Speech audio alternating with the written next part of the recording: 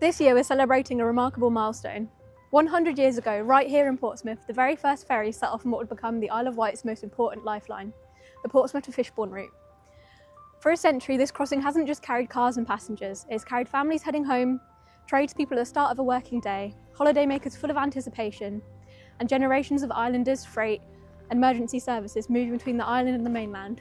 Standing here today, it's hard to imagine how far we've come, but this slipway saw it all begin. In 1925, the Southern Railway Company purchased land from the Fishbourne farm estate, preparing what they described as an improved landing place, one that could finally support a fixed timetable.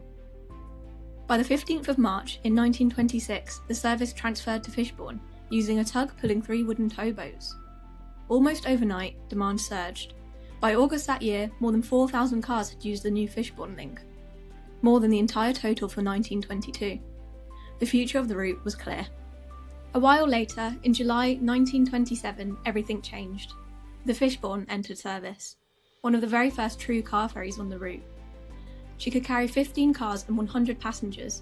She completed just 2 return crossings a day, with each journey taking around 55 minutes, a far cry from today's fast and frequent service. What had started as a little experiment had become essential to the Isle of Wight. Just a year later, demand was so strong that a second ferry, the Wartime, joined the service in 1928.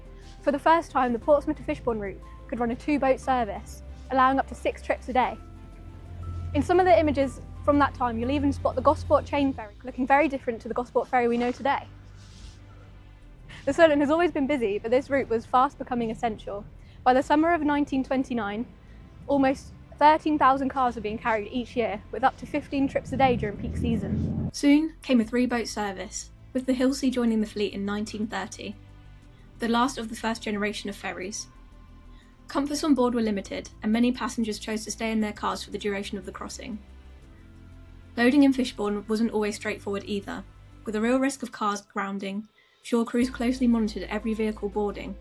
Teamwork was just as important then as it is now. But the real test came during the Second World War. Between 1939 and 1945, the ferries were painted grey and their wheelhouses reinforced. Both Fishbourne and Wartime were sent to Ramsgate during preparation for Operation Dynamo, the evacuation of Dunkirk.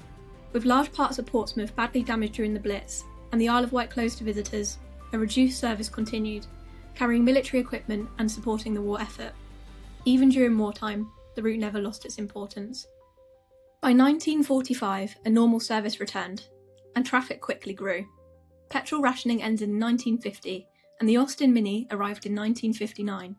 The age of the motor car had truly dawned. People wanted to travel, and Portsmouth to Fishbourne was ready to grow with them. The 1960s marked a turning point. In 1961, Fishbourne, followed closely by Camber Queen, entered service as part of a new generation of ferries. She was often described as odd-looking, with a staggered deckhouse, but there was good reason. She was designed to carry larger vehicles, including aircraft bodies from the Saunders Row Works in East Cowes. That same year saw traffic on the route increase by 50%, prompting wider slipways in Portsmouth and at Fishbourne, and an entirely new terminal building. Night sailings followed in 1963, making the route more flexible than ever before. The route was evolving fast. By 1969, Cuthred arrived, costing £275,000, which is over £4 million in today's money. Cuthred offered greatly improved passenger accommodation, introducing a larger passenger lounge and a steel vehicle deck. She also marked the start of the Dark Ages naming tradition, named after the King of Wessex. Caedmon then launched in 1973. She could carry up to 750 passengers and 52 cars, with more powerful engines and larger propellers than anything before her. Each new ship reflected changing travel needs and rising expectations.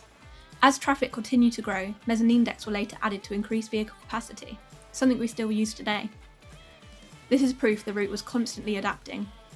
In the late 1970s, a bold modernisation programme was announced, including the move from over there to over here, our Gunwharf port as you know it today.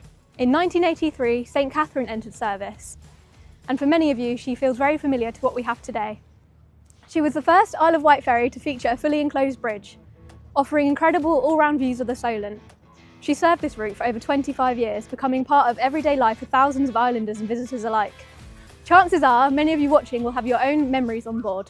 The 1990s brought major change. After a series of ownership shifts, Wightlink was officially launched in November 1990, continuing the Portsmouth to Fishbourne service under a new name but with the same purpose. Ships like St Faith and later St Clair brought even more capacity, comfort and efficiency to the route. One of the most remarkable things about this route is that it's still served by ships that connect past and present. St Faith, the oldest ferry currently serving our Portsmouth to Fishbourne route, has witnessed more of the route's history than any other vessel still sailing today. Launching in 1990, this 3,000-tonne ship can carry 142 cars and over 700 passengers. She was built in Selby, Yorkshire, and these photos of her construction really give you a glimpse into her scale. She's a living reminder of how reliability has always mattered here. When she retires, it will have us all feeling melancholy as she holds a special place in many hearts.